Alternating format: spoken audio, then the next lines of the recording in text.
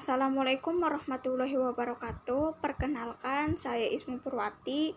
Di sini saya akan menjelaskan tentang resusitasi jantung paru atau biasa yang disebut dengan RJP.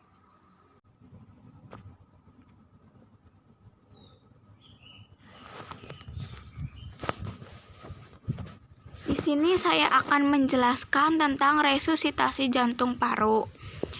Definisi resusitasi jantung paru adalah suatu tindakan pertolongan untuk mengembalikan fungsi pernapasan dan fungsi jantung yang terganggu guna melangsungkan hidup penderita. Penyebab 1. Sebab henti napas. A. Sumbatan jalan napas. Aspirasi benda asing, lidah jatuh ke belakang,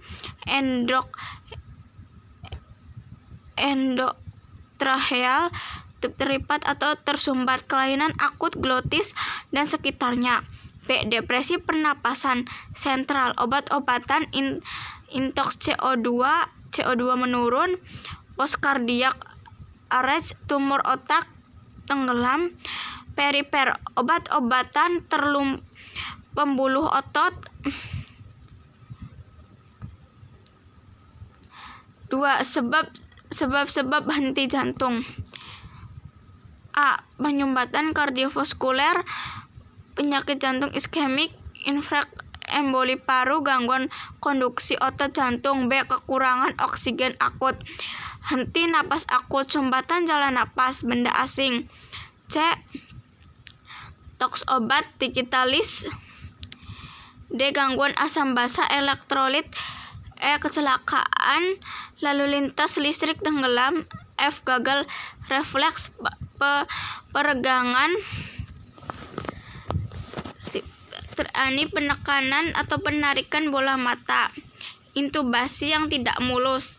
G. Anestesi dan pembedahan. H. Shock.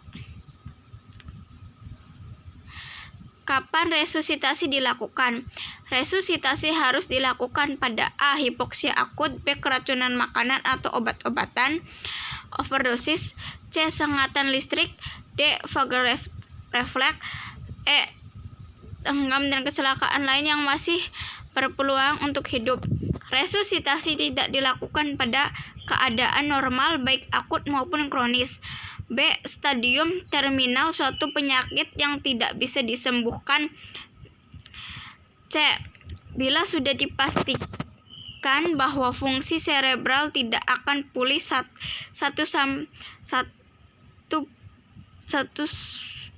sampai 1 jam RJP. Penilaian RJP dihentikan. 1. Korban sadar kembali. 2. Resusitasi tidak berhasil, butuh bantuan hidup lanjut.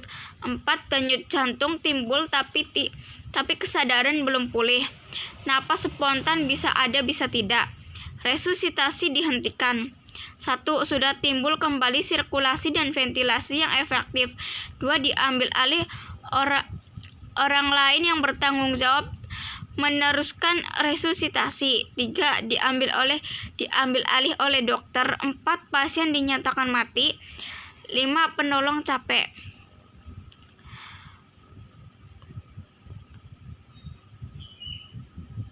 Bantuan hidup dasar. Henti jantung primer. Jantung pertama kali berhenti sehingga tidak ada darah yang beredar.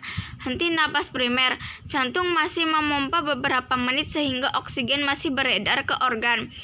Penilaian tahap BHD sangat penting. Bila tiba-tiba korban kolaps, tindakan pertama goncangan dan teriakan. Bila tidak ada tanggapan, telentangkan korban dan mulai ABC. Airway. Persoalan yang timbul, pangkal lidah jatuh ke belakang pada korban yang tidak sadar. C. Dianjurkan 1. Metode ekstensi kepala dan angkat leher. 2. Metode ekstensi kepala dan angkat dagu. 3. Ekstensi kepala dan dorong mandibula. 4. Triple manuvre. Ekstensi kepala, dorongan mandibula, dan buka mulut. Korban yang tidak sadar tapi sirkulasi dan ventilasi adekuat sebaiknya diletakkan dengan posisi sisi mantap dengan tujuan mencegah aspirasi.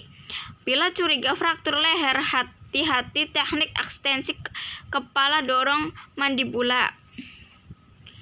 B. Breathing. Frekuensi nafas dewasa 1-20 kali per menit. Dinilai nafas ada atau tidak, adekuat atau tidak. Bila tidak ada napas spontan, lakukan pernapasan mulut ke mulut. 1. Posisi penolong di samping korban, kiri atau kanan. Ekstensi kepala korban, pijat hidung korban. Penolong menarik nafas panjang. 4. Tempatkan mulut penolong pada mulut korban, hembuskan dengan kuat udara melalui mulut pendorong 2 kali. Nilai hasilnya, raba arteri karotis atau femoralis ada atau tidak. Perhatikan ada napas spontan atau tidak. Bila tetap henti napas tapi denyut nadi ada, berikan ventilasi tiap 5 detik. 800-1200 cc. Bila henti napas dan nadi tidak teraba, lakukan kompresi jantung luar dan ventilasi mulut ke mulut bergantian. Lakukan 3-4 kali, lalu dinilai kembali dengan melihat napas dan meraba denyut nadinya. Tanda-tanda ventilasi buatan adekuat. 1. Dada korban turun naik. 2. Amplitudo cukup. 3. Ada udara keluar dari hidung. 4. Penolong dapat merasakan tahapan dan pengembangan paru. Sumbatan jalan napas oksigen. Benda asing dapat dilakukan. 1. Tindakan jari menyapu. 2. Hentakan dada. 3. Hentakan perut. Bila tidak ada hasil, lakukan intubasi. Circulation, henti jantung merupakan gambaran klinis berhentinya sirkulasi darah. Bila nadi tetap tidak teraba, lakukan kompresasi jantung luar. Cara 1. Letakkan korban terlentang pada alas yang keras. 2. Penolong di samping korban. 3. Letakkan pangkal tangan di atas pertengahan bawah sternum korban. 2 jari cefalat. 4.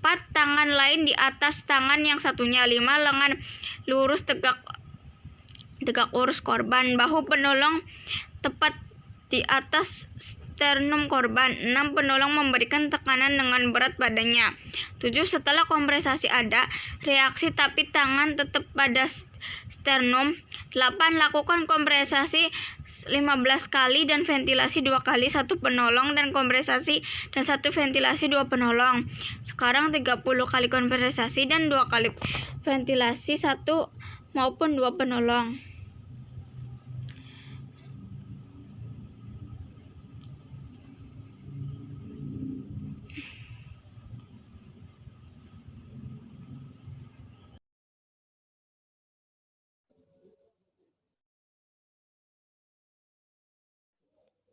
Sekian yang dapat saya sampaikan, semoga bermanfaat. Jangan lupa like, comment, and subscribe.